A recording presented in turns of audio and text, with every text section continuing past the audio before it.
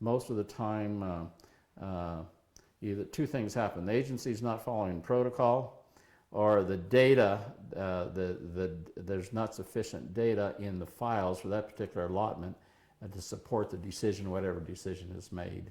And so it makes, and the fall person is really the grazing permittee. That person has what I say a vested interest. He owns the allotment, he or she. They have a financial interest in that allotment. And so whatever happens, they're the ones that it just drops in their lap and they're stuck with the outcome, whatever the outcome is. And it could be a negative outcome, not good for them. And so that's why it's so important for them to provide the correct information. And as I say, monitoring, you've got to monitor. That's, you know, if you don't monitor, you're just not prepared to really represent what you would like to represent on your allotment. The range condition and trends have to be, there's got to be scientific data there to support whatever decision is made. And more often than not, I've seen it over the years. The data is either slim to none, or if it's in there, it's not correct data. So some of my history working for the University of Arizona was developing the Reading the Range program in conjunction with other people.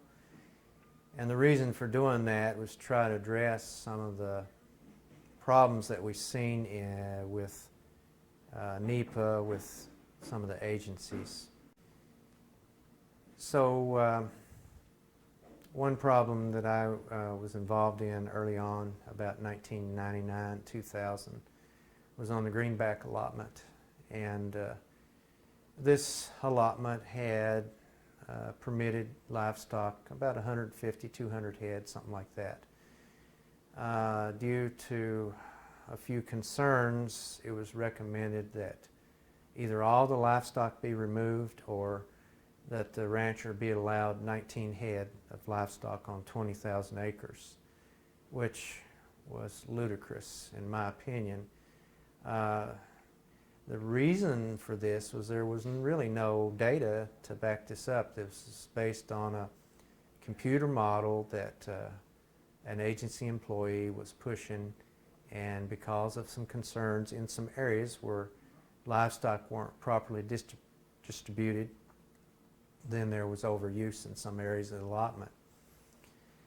So what the permittee and myself did was we approached the Forest Service and we suggested that they let us collect data over a year or two and in partnership with them and try to gather information to see more what was going on.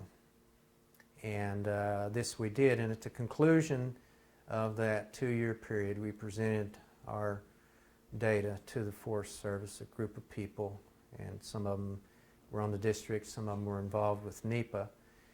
And at that time it was decided that 85 head of livestock could be on that permit and that they would continue to monitor the permit over every year and make adjustments as necessary. And so that was the beginning, but with time the more reasonable numbers were able to get out on the permit. The biggest reason for the problems was that there was really no cross fences in the allotment. There was one small holding pasture in the middle of the allotment, but there were not ways to manage the livestock, so they went wherever they wanted and stayed as long as they wanted. And so the permittee was able to get a few more fences in, was able to practice more proactive management, and we've seen conditions improve dramatically on the ground.